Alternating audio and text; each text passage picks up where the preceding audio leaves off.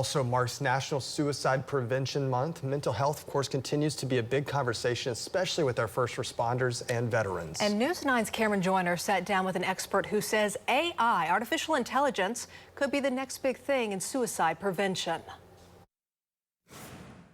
First responders and veterans are our front line of defense, but now experts are looking at how we can better defend their mental health. First responders and veterans both are real protective of being able to share their stories. Asking for help is never easy. They don't want to project that or to influence in a negative way the people that they're around. So Aaron Ashworth is a licensed professional counselor with Patriot Counseling, an Oklahoma practice dedicated to helping veterans and first responders. He says these groups can be less likely to speak up. Just the culture of anytime that you're reaching out for help, it's a kind of a sign of weakness. How do we reduce that gap across the state? One national company, ClearForce, wants to do just that. And some of their research started here at UCO. So we did some work in your backyard looking at tragically veterans who had died by suicide, and then backwards looking at that and go, what were the indicators in their life? They aim to help outreach organizations using data collected and analyzed by artificial intelligence. We're not predicting an outcome. What we're doing is enabling and highlighting